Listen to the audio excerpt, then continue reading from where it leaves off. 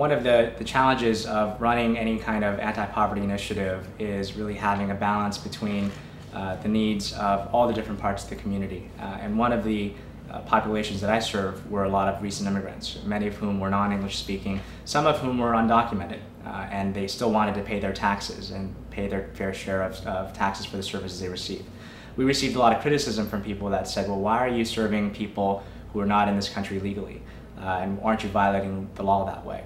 And what we did to find a compromise was to make sure that everyone that we served, that their paperwork in terms of their cash wages and their financial paperwork was legal and was all in order. And we didn't serve anyone that we thought were giving us fraudulent claims. So in that way, we're able to at least satisfy those people who were looking for some measure of legality of the paperwork. And we're also serving a community that needed help in terms of getting their taxes done for free. And we were frankly serving the federal, state, and city government because we were getting additional tax revenues from these workers that wanted to pay taxes, that wanted to at least have some of their paperwork in order and play by the rules. Even though they were here illegally, they wanted to play by the rules and pay their fair share of taxes.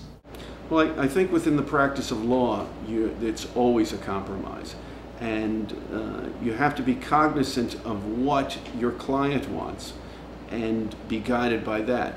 With regard to the city council, I think a council member is guided by what should be guided by what's best for the community, and I think that's been lacking over the last 8 years. And what I would like to bring to the city council is more transparency and more input from the community to find out exactly where the needs are. I mean, some of the needs are really obvious, such as overcrowding schools, affordable housing, and transportation issues.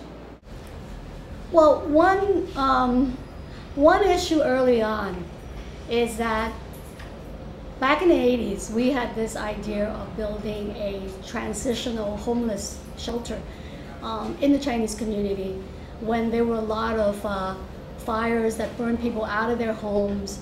So we put together this proposal, got elected officials to support. We even got $1 million grant from the Department of Social Service at that time. And we found 2 city-owned buildings on Eldridge Street that we managed to convince the government to save that for us to develop this transitional homeless shelter.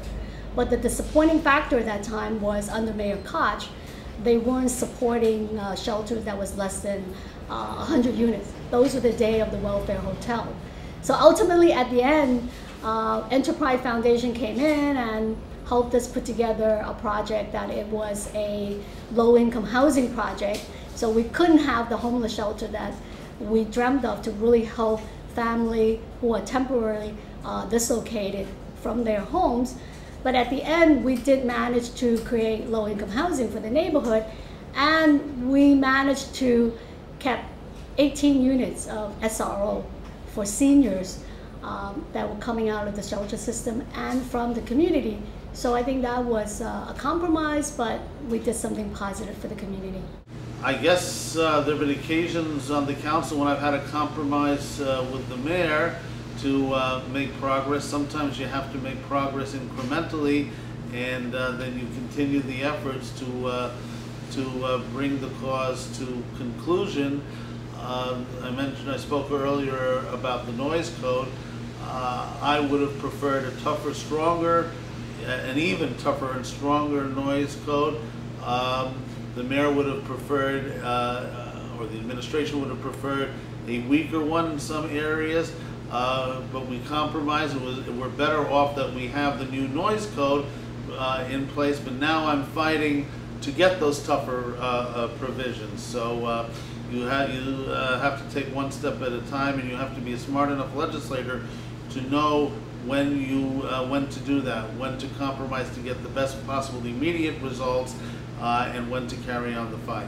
Well, after 9/11, we compromised a lot with the Tribeca organization and from the ground up with the government to try to get more, what I call 9/11 stimulus money. We didn't call it that back then. Just a grant situation to keep businesses open down here and keep residents staying down here, even the push for the Liberty bonds to be brought into here to redevelop downtown and revitalize it.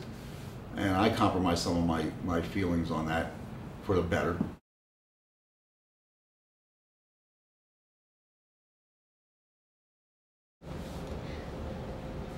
Well, I guess spending times with family, but I think elected officials, we all need to have a balanced life so that it's not just like giving up this or giving up that. We just have to work out the priority, but spending time with family is really important. I'm lucky in a way that my son has grown.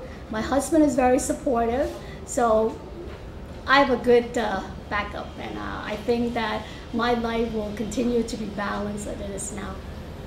Well, tell you the truth, right now, none. I've kind of become retired. So my whole plan, and has been since I was a kid, was to I was involved in politics. I wanted to be a U.S. Senator at one time, years and years ago. But now I'm kind of semi-retired, so it's my time, and I've been brought up that way with my family to give back to the city, give back to the country through public service. And the best way to do it for me right now is on a small level, which is being a city council person. Obviously, I would welcome more opportunities to socialize and engage with my very dear friends, both from within the district and from without, outside of the context of government and politics. I think many of us in many positions in this city find ourselves in the same position, so I'm trying to figure out a way to legislate an extension of the number of hours in a day, and as soon as I'm able to get beyond that 24 hours in a day phenomenon, I'll share that with all of my hard-pressed fellow New Yorkers. With regard to all-consuming, I will treat this as a full-time job, even though it is designated as a part-time job. We all have to make sacrifices with regard to our personal relationships and our families. So you have to balance the needs of the community with the needs of your family. I really enjoy running, and my guess is that I will be running from meeting to meeting. I will be running from school to school. I'll be running from one side of the river to the other.